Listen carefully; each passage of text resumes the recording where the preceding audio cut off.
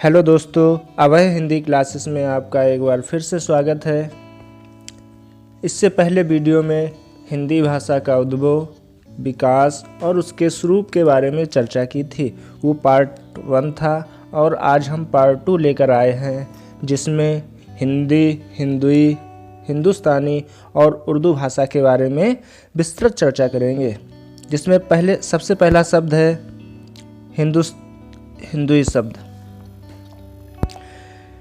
हिंदुई शब्द जो है हिंदू तथा ई से मिलकर बना है। हिंदू तथा ई से मिलकर बना है और हिंदी, हिंदुई तथा हिंदुई शब्दों का प्रयोग प्राचीन काल से हिंदी के लिए होता आया है। चाहे आप हिंदी कहो, चाहे हिंदवी कहो या हिंदुई कहो, इन सब का अर्थ प्राचीन हिंदी से लिया जाता है। 13वीं सदी में औफी तथा अमीर खुसरो ने हिंदुई शब्द का प्रयोग किया था। उसी समय की एक रचना है खलिगवारी।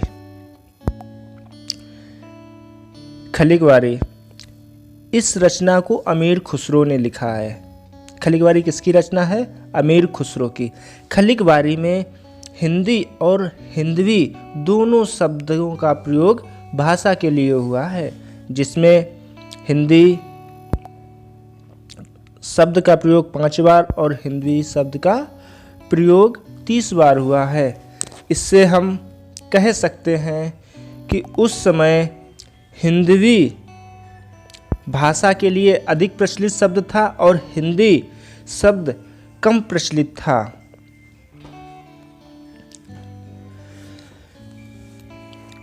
उसके बाद उसका रूप परिवर्तित हुआ और हिंदुस्तानी शब्द आ गया। भाषा के लिए हिंदुस्तानी शब्द प्रयोग किया जाने लगा। हिंदुस्तानी जो शब्द है, हिंदुस्तान तथा ई प्रत्यय लगने से बना है।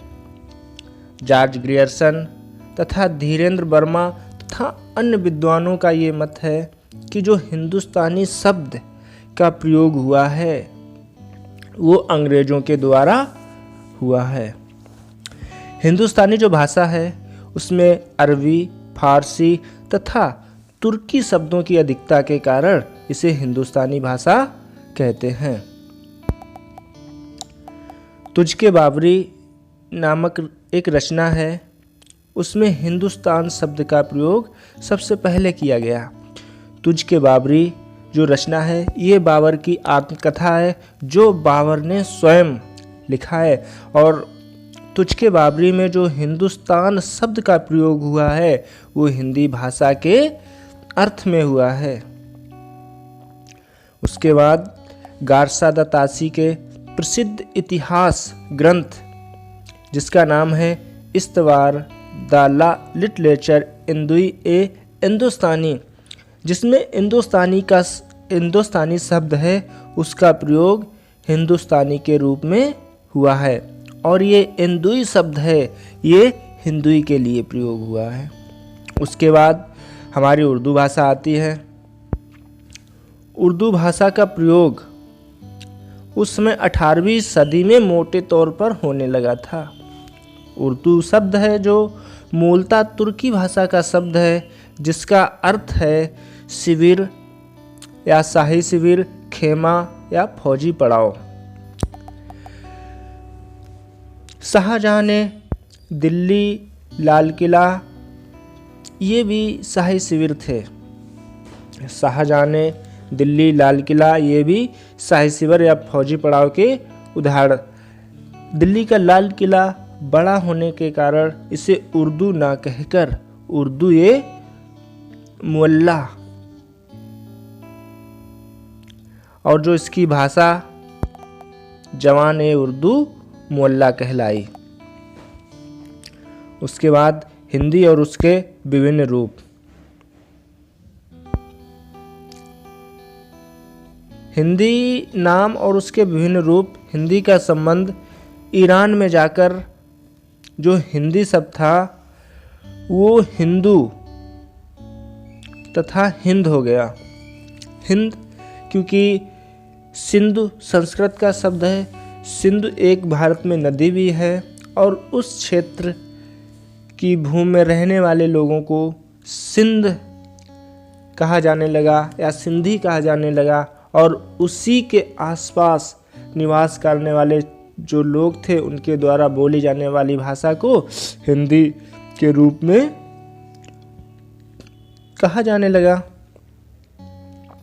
अगर सही से कहा जाए तो हिंदी भाषा के लिए इस शब्द का प्राचीनतम प्रयोग, हिंदी भाषा के लिए इस शब्द का प्राचीनतम प्रयोग शरफुद्दीन यज़दी द्वारा रचित जफरनामा 1424 ईस्वी में मिलता है। उन्होंने सबसे पहले हिंदी शब्द का प्रयोग जफरनामा में किया था। अगर हिंदी और उर्दू भाषा की तुलना की जाए तो ये दोनों समान, इनकी लिपियां भी समान हैं, जिसके आधार पर आगे चलकर सांप्रदायिक भावना को लेकर हिंदी जो भाषा थी वो हिंदुओं के लिए प्रयोग की जाने लगी और उर्दू भाषा थी वो मुसलमानों के लिए प्रयोग की जाने लगी। अगर हम कहें कि अगर भारत में अंग्रेज ना आए होते तो हिंदी और उर्दू दोनों भाषा एक होती। हिंदी भाषा का विकास। खड़ी बोली हिंदी का उद्भव सौरसोनी अवरंश से हुआ है, किंतु यदि हिंदी को प्राचीन या पश्चिमी हिंदी और पूर्वी हिंदी की 8 बोलियों का प्रतिनिधि माने तो उद्भव सौरसेनी तथा अर्धमागधी अवरंश से हुआ है। हिंदी भाषा का इतिहास लगभग 1000 वर्ष पुराना है। 1000 ईस्वी से लेकर 2000 तक फैला है, जिसके आधार पर इसको 3 भागों में बांटा जा सकता है: आदिकाल, मध्यकाल, आधुनिक काल। आदिकाल का जो समय है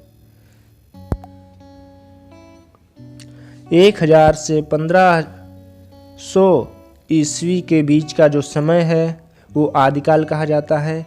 इस काल में प्रमुख साहित्य डिंगल भाषा, मैथिली भाषा, दक्षिणी भाषा, अवधी और ब्रज भाषा तथा मिश्रित रूपों में इसका रूप मिलता है। आदिकाल के प्रमुख रचनाकार गोरखनाथ, विद्यापति, नरपतनाल, चंद्रवरदाई, कबीरदास आदि प्रमुख रचनाकार हैं। उसके बाद मध्यकाल आता है।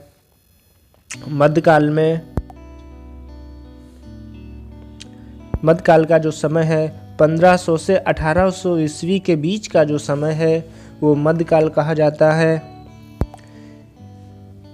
इस काल में धर्म की प्रधानता के कारण मध्यकाल कहा जाता है। मध्यकाल भी कई भागों में बंट जाता है, उसका हम जानकारी आगे जैसे जैसे हमारा क्रम बढ़ता जाएगा वैसे उसकी चर्चा की जाएगी। मध्यकाल में धर्म प्रधानता के कारण राम जन्म के स्थान पर जो ग्रंथों की रचना हुई वो अवधी भाषा में हुई है और कृष्ण की जन्मस्थली मानकर उस क्षेत्र में जो रचनाएं हुई वो ब्रज भाषा में हुई हैं। इसके साहित्य दक्षिणी उर्दू, डिंगल, मैथिली, खड़ी बोली आदि भाषाओं में भी साहित्य रचा गया है।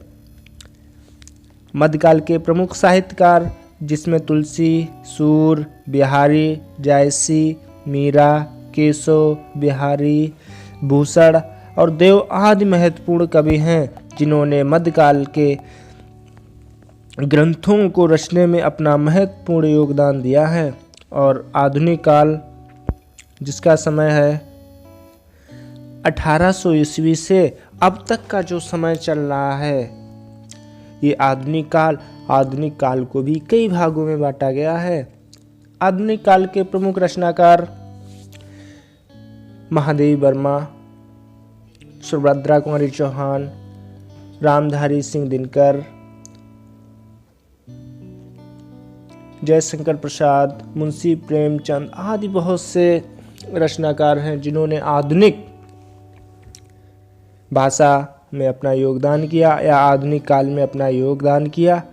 Thank you. अगर हमारा वीडियो अच्छा लगे तो प्लीज़ लाइक, सब्सक्राइब और शेयर कीजिए। धन्यवाद।